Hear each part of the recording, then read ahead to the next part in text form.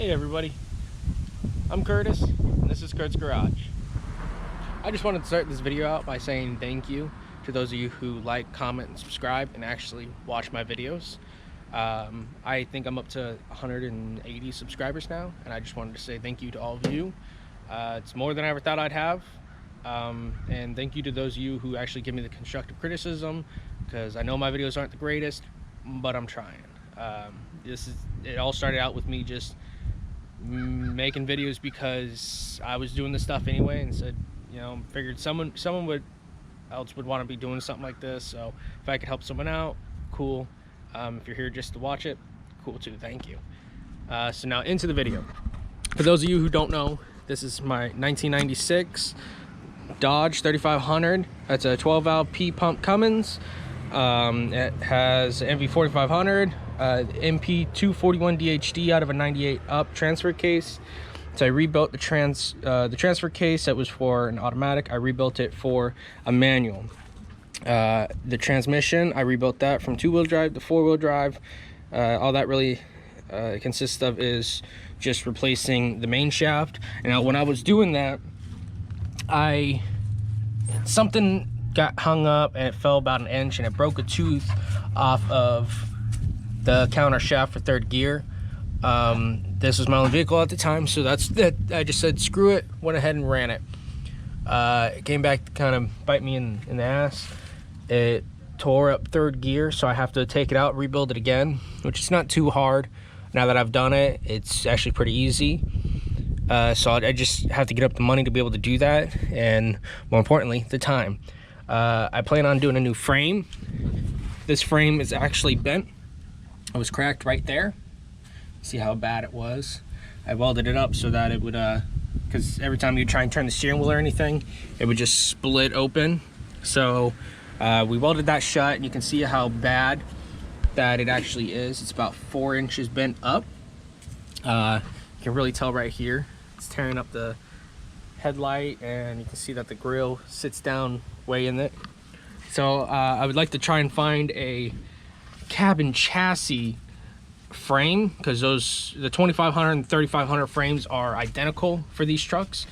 So I would like to try and find a cabin chassis, because those ones they're a lot thicker in the midsection, they're boxed in for the majority of it, and they're a lot more beefed up here in the front and everything. It's just an all-around stronger frame. I would also like to do a Dana 60, the high pinion Dana 60 with the lockout hubs off of a Ford. I think it's pre-99 if you do the 350s, and I think some of the 250s. Those still have 8 by 6.5, which these lug nuts are. I don't want to change my rims, so I would like to get that, and then also do like a custom, and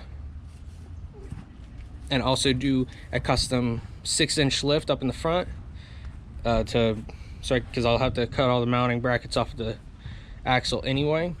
Now those of you who were asking about the spacing on the rims, sorry the truck is dirty, it's been sitting here for a little while.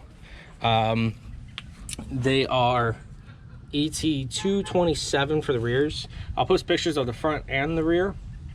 I wasn't able really to read the front. Maybe you can make it out.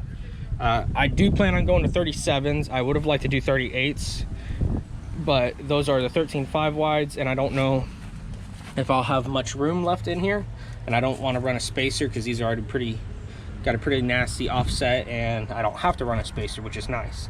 And I also do plan on still hauling with this truck, believe it or not. I want to get a boat. I have a camper that I pull, so that's kind of the goal with this. And I also plan on doing some fuel mods and like ARP head studs. So right now everything under the hood is bone stock.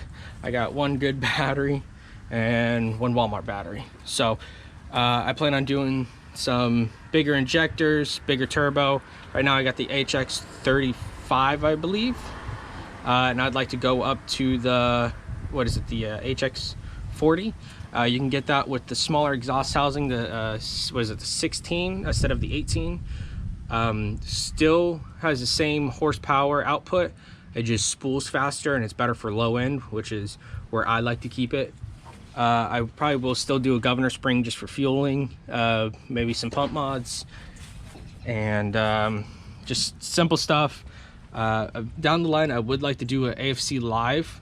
That way you can adjust the fueling by vacuum within the cab, and you don't have to do any fuel plates.